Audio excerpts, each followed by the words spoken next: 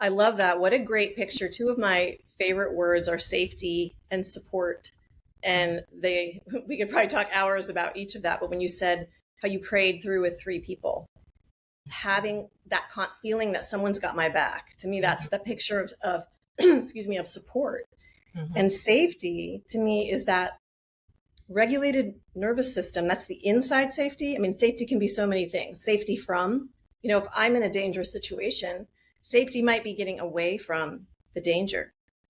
What about when I have become my own danger? Like we're saying, these limiting beliefs, the things that we almost begin to live in that state of threat, which when I was, healing from disordered eating and all the things from my past, that was one of the things I looked at. What am I running from? Because underneath a lot of those unhealthy coping mechanisms is fear. And fear keeps us from, you said, joy and the delight of our Father over us, who has given us beautiful gifts to share with the world. And in that sense, we bring that connection that he's desiring. Like I love, again, another picture, kind of picturing this connection here as our spiritual connection, me with my Creator, and then this wholeness of my soul. And that's that, am I safe inside? Am I whole? Am I complete? Right? Hebrew tamim. Am I complete? Do I have the pieces? So I can show up in this world using my gifts, my personality, whatever I have. Sometimes I have a home or not a home, or a horse or a song, or whatever we each have. Can we show up in this world and offer that same sense of connection? There's that word again, right? That connection with our Creator, with our Father. And maybe it's more gentle than we thought, that we're not, here's another full circle, come back to that knowledge. I know you and I both love to learn and study, and we love to teach. You get a concept, I'm like, I need to share this. And I don't know if you found this, Stephanie, but for me, one of my pitfalls in that gifting is then I'm like, I'm right. I found something I'm right about, and I need to tell everybody I'm right about this thing, even though I'm not cognitively, consciously thinking that, it comes across. And when I can now I've settled more into a space of saying, I don't think I'm ever going to have everything figured out. Where on earth did I think that I would? And can I keep seeking, keep asking, keep learning, keep sharing, and know that I'm doing the same in any connection? Oh, I want to share a quote with you really quick. I was reading a book this morning, and this is so awesome. It's a book by Sue Monk Kidd. It says, spiritual experiences aren't meant to be homogenous, only harmonious, not in unison, but in unity.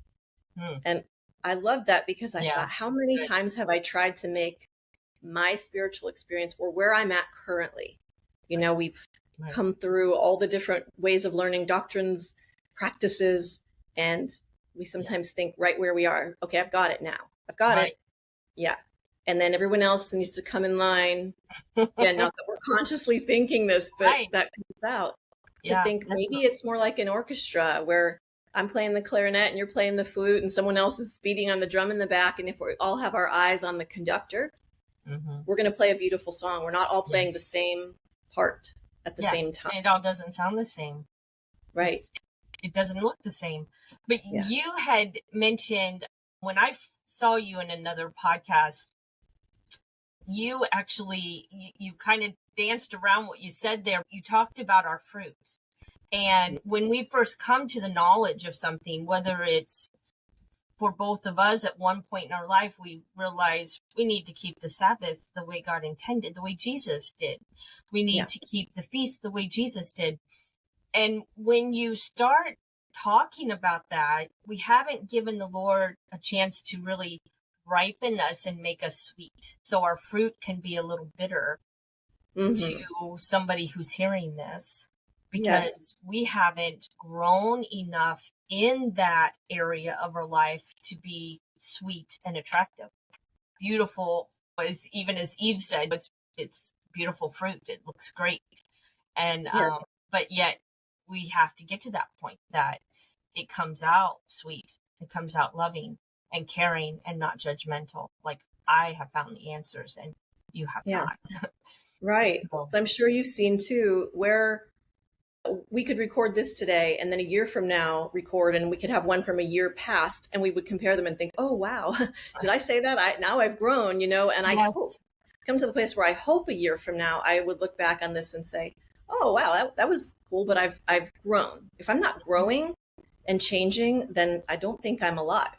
Yeah, Like if that fruit, my exactly. husband uses this example, like you said, just fruit. If we had this beautiful tomato plant and you go out, but every day it looks exactly the same, you'd start to wonder, is that really a tomato or is that like plastic? Because the Yeah. others are getting bigger or riper or maybe getting rotten. Therein we know there's a process going on. Yeah.